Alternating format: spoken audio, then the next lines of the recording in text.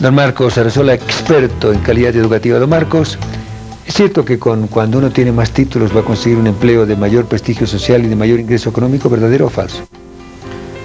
El prestigio social tendrá dependiendo de en qué sociedad está enmarcado. O sea, las sociedades darán distintos significados, obviamente, a los títulos. Ahora, yo diría que, por ejemplo, a las universidades, de alguna manera, en Europa nos acusan de ser fabricantes de títulos. Tanto es así que en el proceso de convergencia europea de las universidades de Bolonia, la idea ha sido, bueno, reformulemos todo esto, que es nada más que generar títulos, y se ha ido a un diseño curricular por competencias. Es decir, estamos tratando de acercar más al estudiante, a lo que trabajamos en la universidad, a que adquieran las competencias para el trabajo. Porque de hecho las empresas lo que le pasaba es que el estudiante venía y tenían que empezar a formarlo en ese momento. Total, que el título universitario a los efectos del trabajo era completamente inútil. Garantizaba ciertas cosas, pero más formales que otras. Por otra parte, al haberse cada vez, diría yo, generalizado cada vez más esto de los títulos, la forma de diferenciar los currículum era esa. Yo le puedo ganar a este, porque claro, si todos somos licenciados y hay 2 doctores, si yo soy doctor me puedo diferenciar de todos, pero si somos muchos licenciados y ahora somos muchos doctores, y poco a poco ahora hay que hacer postdoctorado, y si tienes 2 postdoctorados estás mejor en el currículum. Entonces es medio perverso todo eso, porque claro, al haberse desarrollado más, o sea que no asegura efectivamente el tener más títulos. Hay otras cosas, y las empresas ya lo saben, y las empresas buscan otras cosas. A nosotros, por ejemplo, en Deusto, en una investigación hemos visto que una competencia que las empresas quieren es el trabajo en equipo. Fíjate, no es que conozcan no sé qué y no sé cuánto, es trabajar en equipo. Las universidades tenemos que enseñar, entre otras cosas, a trabajar en equipo. Don Rodrigo Aguilar, director ejecutivo de la Fundación Ser Familia en Bolivia. Don Rodrigo, lo que señalaba con tanta precisión don Marcos Sarasola, en Invisible cree que nos pasa en las universidades, que formamos licenciados o doctores, pero no formamos mujeres y hombres competentes para el trabajo operativo. Y después de un título tienen que llegar a una empresa, a una parte operativa para aprender. Y eso ellos no aceptan fácilmente porque creen saber y quieren cambiar como una media y al final se tienen que ir porque fracasan. ¿Cómo podemos hacer que en nuestras universidades la competencia y la capacidad de solucionar problemas, no de mencionarlos? Tengo un problema, siempre mi gente dice que tengo un problema, digo, ¿qué suerte tienes? Tienes muy poco, porque yo tengo como 15 ahora problemas. ¿Cómo pueden nuestras universidades capacitar a la gente, mujeres y hombres, a solucionar problemas y a ser competentes para actividades específicas? Yo trasladaría no solamente el tema de las universidades, también de los centros de formación técnica.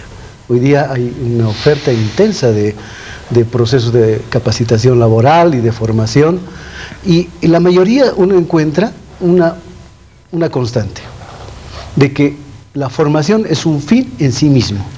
Los formadores, tanto de universidades como de centros de formación, consideran que su función y su rol está dentro de las aulas y dentro de ese espacio.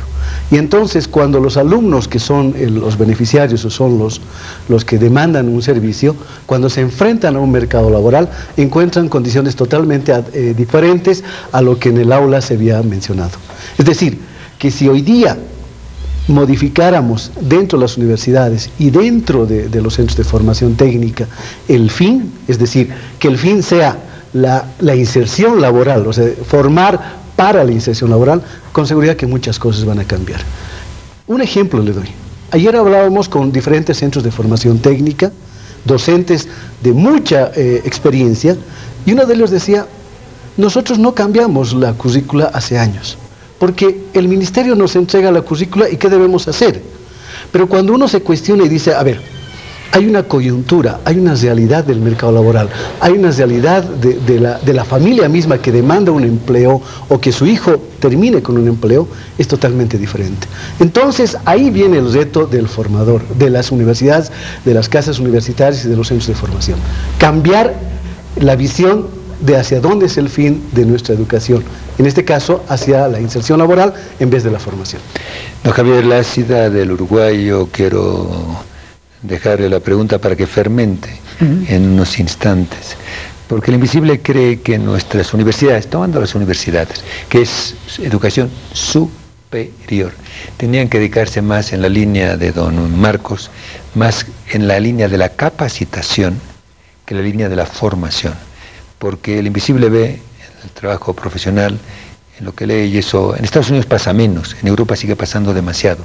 Hay mucha formación y poca capacitación, y los títulos se van acumulando y sirven para ponerlos en la pared, pero en la pared de la casa de los papás, porque no es posible ni fácil conseguir trabajo.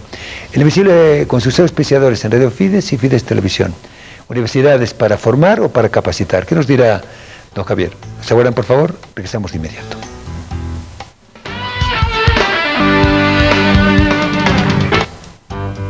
Don Javier Lácida, uruguayo, que está aquí invitado por la Fundación Ser Familia. El tema de la capacitación, quizás sobre todo en América Latina, no es un tema muy grave. Yo creo que en Chile están trabajando más en una línea más concreta, más de capacitación que en otras partes de América Latina.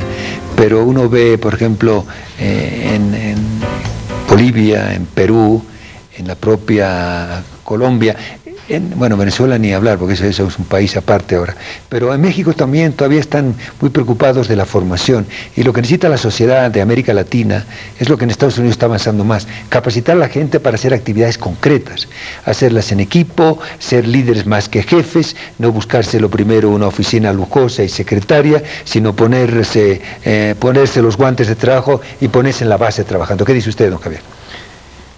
Yo creo que hay que hacer que las universidades y los centros de formación tienen que hacer las dos cosas. Creo que el problema es más cómo se hace la formación. Si es una formación libresca, teórica, o es una formación que combina teoría y práctica. Creo que las universidades y los centros de formación es vital que estén cerca del mundo laboral, de las necesidades de los trabajadores, de las necesidades de las empresas, incluso para las formaciones más abstractas o de conocimiento más sofisticado. Las buenas universidades incluyen también prácticas laborales, también periodos de salir al mundo del trabajo con acompañamiento docente a hacer una experiencia concreta.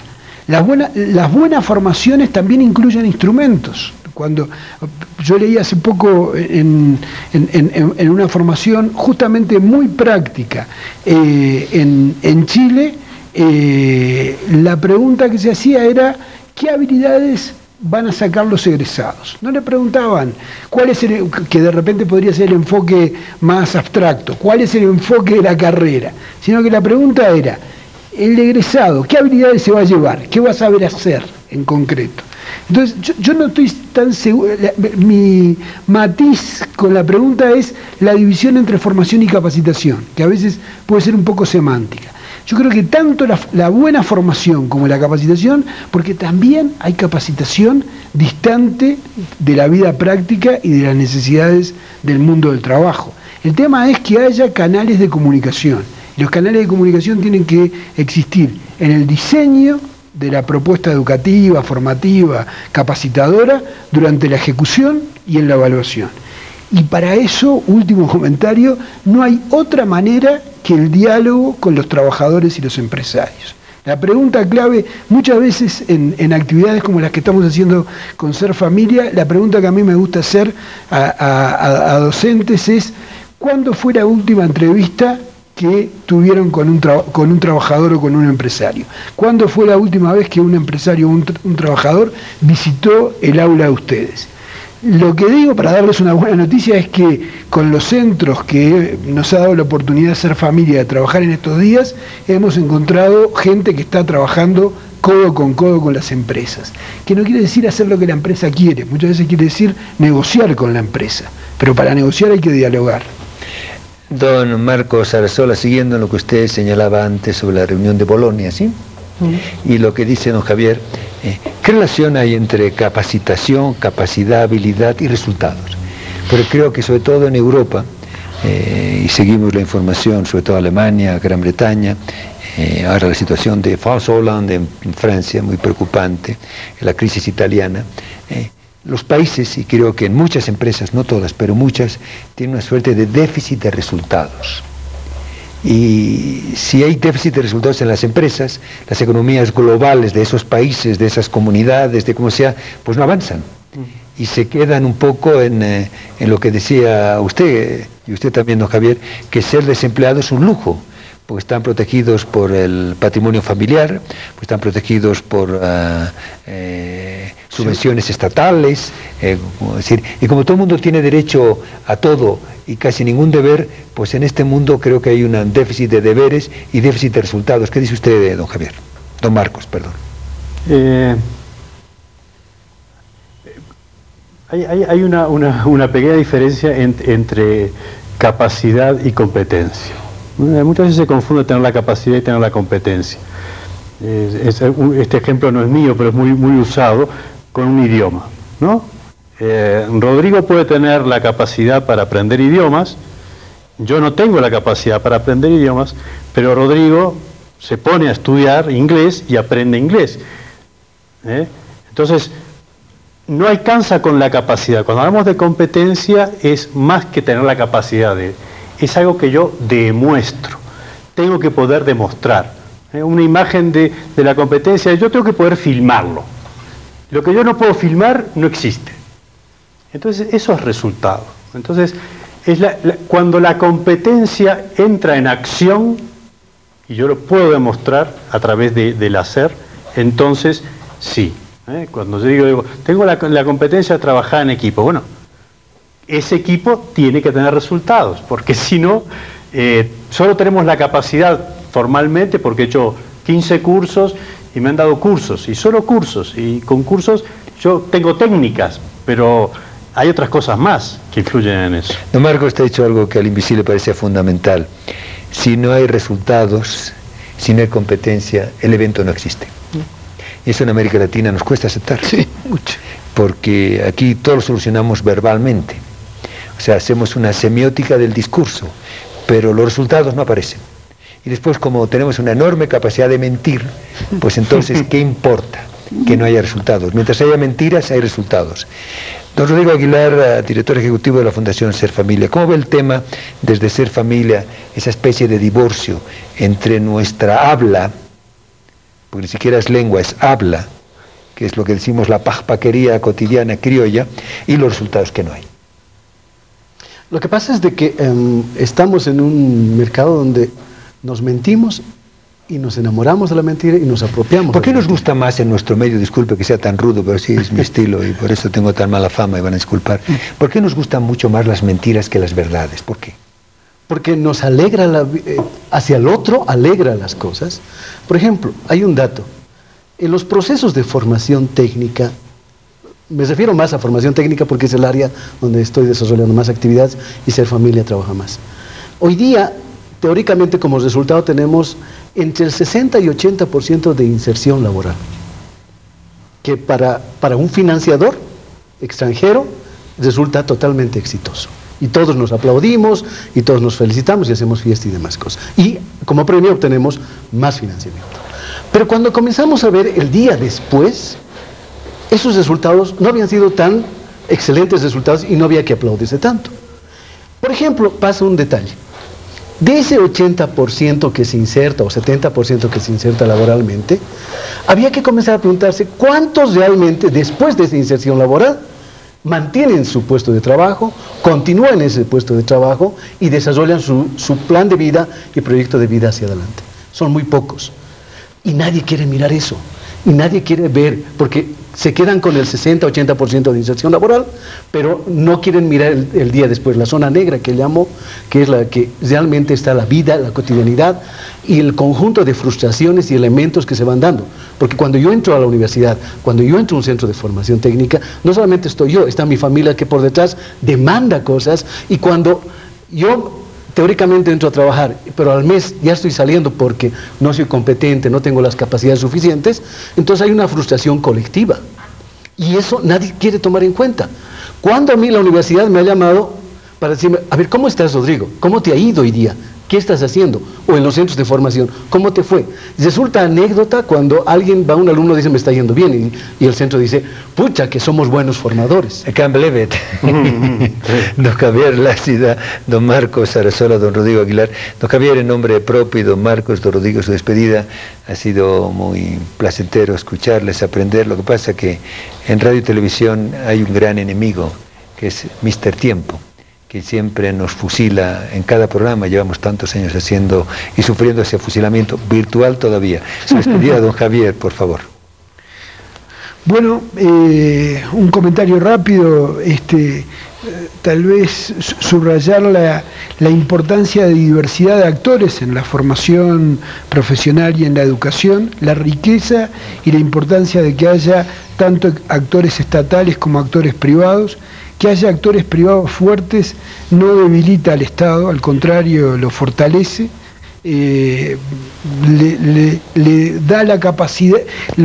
El Estado fuerte no es el Estado grande, no es el Estado gordo, es el Estado musculoso. Es el Estado que tiene capacidad de definir objetivos, de evaluarlos, de aplicar con inteligencia el financiamiento. No es el Estado que hace muchas cosas, sino que hace las cosas que sus ciudadanos necesitan. Entonces, digo, ese comentario nomás. Yo creo que Bolivia tiene una tradición de riqueza, de diversidad de actores, que yo he tenido la suerte de venir a trabajar varias veces en Bolivia, he podido apreciar, y que es parte del capital para poder lanzarse hacia adelante. Don Javier Lácida, don Marcos Sarasola, don Rodrigo Aguilar, muchas gracias por su presencia.